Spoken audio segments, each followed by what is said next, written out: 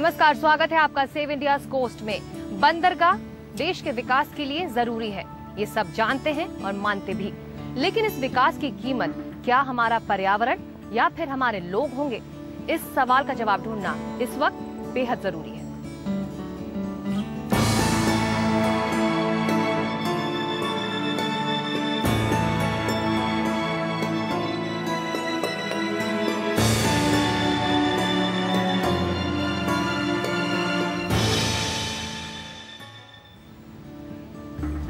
कोचिन केरल की आर्थिक राजधानी है।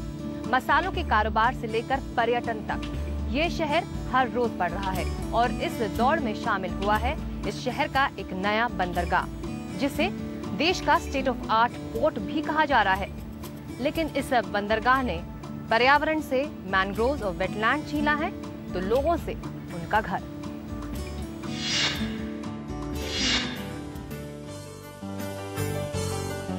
चमचमाता कोचिन का नया बंदरगाह, जिसने शहर की तस्वीर ही बदल दी है। केरल का यह औद्योगिक शहर दौड़ रहा है।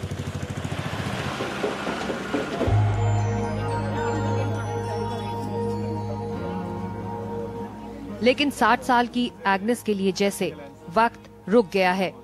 सर छुपाने के लिए एग्नेस के पास बस यही बचा है।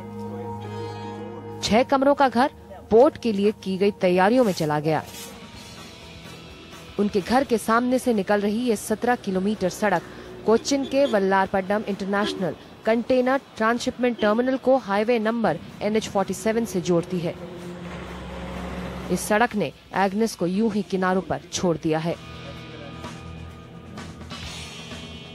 एग्नेस की ही तरह 7 गांव के 326 परिवारों को पोर्ट के लिए हो रहे निर्माण की वजह से बेघर होना पड़ा।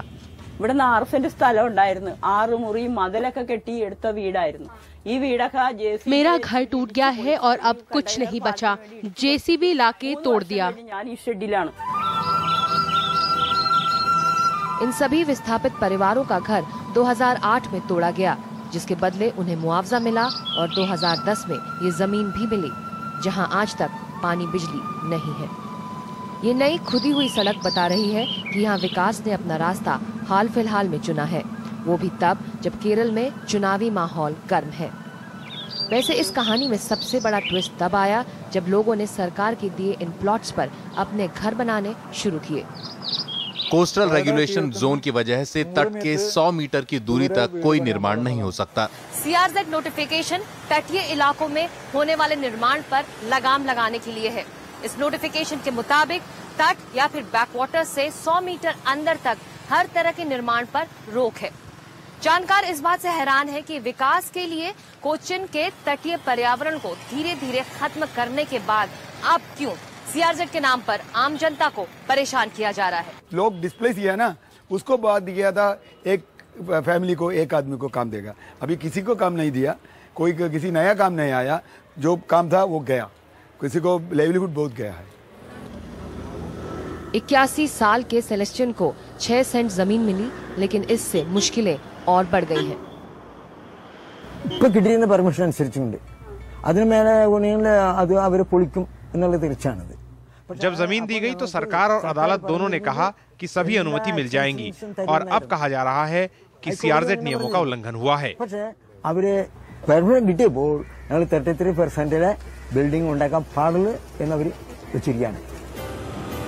लेकिन इन सभी लोगों के सवालों का सीधा जवाब हमें कहीं नहीं मिला। Like I said, I mean, this is not something that we work on directly. इस चीज पर सीधे तौर पर काम नहीं किया जा सकता। जमीन अधिग्रहण की प्रक्रिया में राज्य का राजस्व विभाग शामिल रहता है। The collectorate over here, the district revenue administration over here have been extremely supportive of our, जमीन लेने और प्रोजेक्ट के लिए इस्तेमाल करने में जिला राजस्व विभाग का रवैया काफी सहयोगी रहा। उन्होंने इस काम के लिए जरूरी फंड भी मुहैया कराया। हम लगातार उनके संपर्क में हैं। फिलहाल हम सीधे तौर पर उनकी मदद नहीं कर सकते। But at the present time, I am not in a position to directly, sort of go in there and do anything directly. NDTV's cricket app, Android and iPhone, fastest scorecard, special analysis, and much more. Download free. ndtv.com/apps.